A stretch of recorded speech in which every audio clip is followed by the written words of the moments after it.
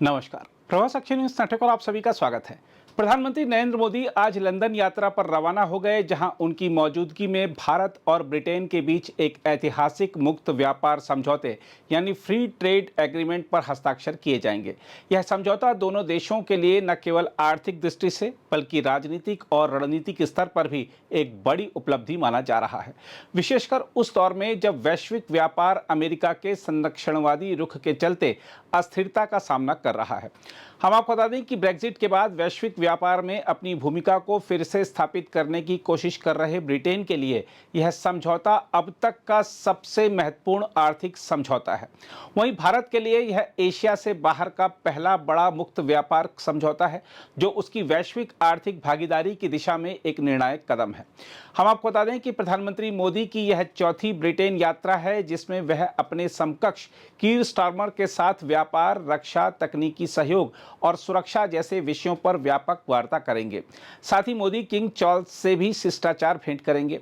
हम आपको बता दें कि भारत ने समझौता वार्ताओं के दौरान कुछ प्रमुख बिंदुओं पर कठोर रुख अपनाया और कामकाजी वीजा, पेशेवर योग्यताओं की मान्यता तथा यूके में अस्थायी रूप से काम कर रहे भारतीयों के लिए राष्ट्रीय बीमा योगदान से छूट जैसे महत्वपूर्ण मुद्दों पर रियायतें हासिल की हैं। इस प्रस्तावित समझौते की कुछ महत्वपूर्ण बातों पर गौर कर रहे हैं तो आपको बता दें कि इससे भारतीय निर्यात को लाभ होगा।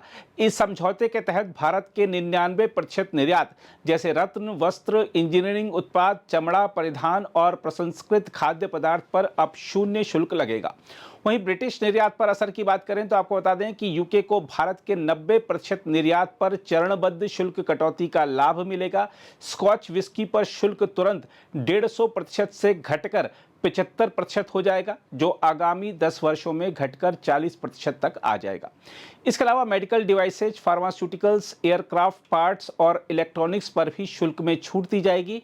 वहीं ब्रिटिश कारों पर वर्तमान में 100% से अधिक शुल्क है, जिसे अब एक कोटा व्यवस्था के अंतर्गत 10% तक घटाया जाएगा। मोदी सरकार को उम्मीद है कि यह समझौता मेक इन इंडिया कार्यक्रम को नई गति देगा और प्रत्यक्ष विदेशी निवेश को पुनर्जीवित करेगा, जो हाल के वर्षों में धीमा पड़ा है। विश्लेषकों का मानना है कि भारत के 50 लाख से अधिक निर्यात आधारित रोजगार इस समझौते से जुड़े हो सकते हैं। हम आपको बता दें कि भारत ने कृषि क्षेत्र को इस समझौते से बाहर रखा है, जो देश की 40% से अधिक कार्यबल को रोजगार देता है। यह एक रणनीतिक निर्णय है, जिसने अमेरिका के साथ चल रही व्यापार वार्ताओं को भी रोक रखा है। हालांकि शराब और कारों पर चरणबद्ध शुल्क कटौती जैसे प्रावधान घरेलू उद्योगों के विरोध का कारण बन सकते हैं। हम आपको बता दें कि भारतीय शराब उत्पादक पहले ही विदेशी प्रतिस्पर्धा के अनुचित लाभ को लेकर चिंता जता चुके हैं। इसके अलावा इस समझौते के तहत पहली बार ब्रिटिश कंपनियों को भारत के सार्वजनिक खरीद बाजार में प्रवेश मिलेगा, जो स्वच्छ ऊर्जा, परिवहन और अधोसंरचना क्षेत्र में बड़ा बदलाव ला सकता है। हालांकि वित्तीय और कानूनी सेवाओं को इस समझौते में शामिल नहीं किया गया है, क्योंकि द्विपक्षीय निवेश संधि पर वार्ता अब तक अधूरी है। साथ ही ब्रिटेन द्वारा प्रस्तावित कार्बन बॉर्डर टैक्स यानी CBAM को भी समझौते से अलग रखा गया है, जिसे भारत विकासशील देशों के साथ भेदभाव मानता है। देखा जाए तो यह मुक्त व्यापार समझौता भारत के परंपरागत संरक्षणवादी दृष्टिकोण से एक बड़ा परिवर्तन दर्शाता है। हालांकि इसकी पूर्ण रूपरेखा और प्रभाव का मूल्यांकन अंतिम दस्तावेज के सामने आने के बाद ही हो सकेगा। फिर भी यह स्पष्ट है कि भारत और ब्रिटेन अब एक दीर्घकालिक रणनीतिक और आर्थिक भागीदारी की दिशा में अग्रसर हैं। इसके अलावा प्रधानमंत्री नरेंद्र मोदी की ब्रिटेन यात्रा केवल एक राजनयिक दौरा नहीं है, बल्कि भारत ब्रिटेन संबंधों में एक निर्णायक मोड़ के रूप में भी यह यात्रा देखी जा रही है। मोदी का यह दौरा केवल व्यापार तक सीमित नहीं है, बल्कि इसके रणनीतिक, भू राजनीतिक, रक्षा और वैश्विक कूटनीतिक मायने भी हैं। हम आपको बता दें कि ब्रिटेन इंडो पैसिफिक रणनीति में सक्रिय हो रहा है और भारत इस क्षेत्र में एक अहम शक्ति है। दोनों मिलकर चीन की आक्रामक नीतियों का सामूहिक संतुलन बनाना चाहते हैं। इसके अलावा प्रधानमंत्री मोदी विकासशील देशों के नेतृत्व में भारत की भूमिका को आगे बढ़ा रहे हैं।